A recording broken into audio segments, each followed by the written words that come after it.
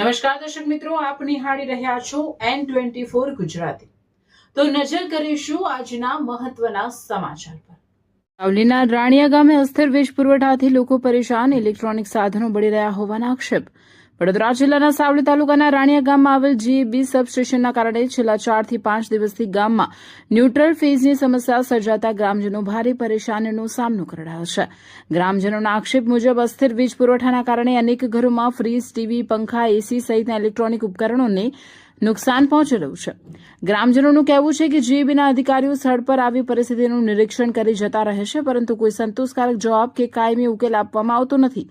3 દિવસ અગાઉ ગ્રામજનો રાણિયા GEB સબસ્ટેશન ખાતે રજૂઆત કરવા પહોંચ્યા હતા, જ્યાં અધિકારીઓ દ્વારા અલગ અલગ જવાબ મળતા ગ્રામજનોમાં રોષ ફાટી નીકળ્યો હતો। ત્યારબાદ અધિકારીઓ નિર્ણય લઈ રાણિયા બસ સ્ટેશન આગળ ખુલ્લા મેદાનમાં નવું ટ્રાન્સફોર્મર સ્થાપિત કર્યું હતું। જો કે ગ્રામજનોના જણાવ્યા મુજબ ત્યાં જરૂરી ફ્યુઝ ન લગાડાતા આજે સવારે એક વાસણની દુકાનમાં શોર્ટ સર્કિટ થતા આગ લાગી હતી। સ્થાનિક લોકોએ તાત્કાલિક દુકાનનું તાળું તોડી આગ પર કાબુ મેળવ્યો હતો। બાદમાં દુકાન માલિક ગોવિંદભાઈને જાણ કરવામાં આવતા તેઓ સ્થળ પર પહોંચ્યા હતા। દુકાન માલિકના જણાવ્યા અનુસાર આગની ઘટનામાં અંદાજે 40 થી 45 હજાર રૂપિયાનું નુકસાન થયું છે। હવે ગ્રામજનો સવાલ ઉઠાવી રહ્યા છે કે જો આગળ પણ આવી ઘટના બને અને વધુ નુકસાન થાય તો તેની જવાબદારી કોણ લેશે, GEB કે MGVCL? રિપોર્ટર સરફરાઝ દિવાન, વડુ, N24 ગુજરાતી ન્યૂઝ, ભરૂચ।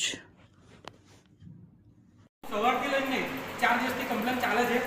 4 દિવસથી અમે તમારી ત્યાં રિક્વેસ્ટ જ કરીએ છીએ, કોઈ પણ પ્રકારનું અબોલો વાપર્યો જ નથી, બરોબર? તમે સવારે આવ્યા,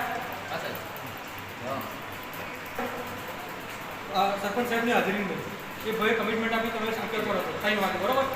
મેં તમને 4:30 વાગે ફોન કર્યો, સાહેબ હજુ કોઈ નહીં આવ્યું। તમે ફોન કર્યો ત્યારે એવો બેહી રાખ્યા ઘડી જતી વેળાએ જે આપણે 1:30 વાગે તે નાનું મળે તો આપણે કુંડાવાળા નારમાં તટ બેઠે, હું તમને લોકેશન હટાવું સર ના ટીવીને નહીં, હા અત્યારે સાંજે મેં તમને ફોન કર્યો ચારની વાર, તમારો ફોન ગયા પછી લોકો તો 20 મિનિટે પહોંચે।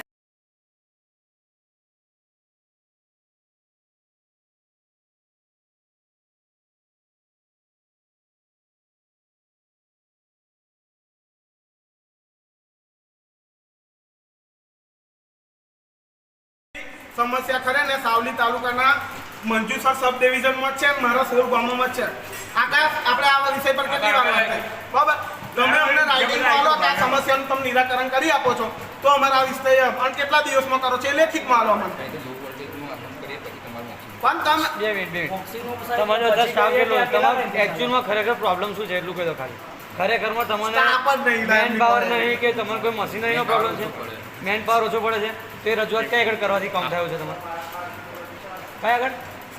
અરે સાહેબ, સંકલન સમિતિમાં સર્કલમાં રજૂઆત કોને કરવાની? અમારે કરવાની, તમારે કરવાની। સર્કલમાં રજૂઆત કેટલી વાર કરી? તમે લેખિતમાં રજૂઆત કરી છે? ગોયલ સાહેબને હું અહીંથી ફોન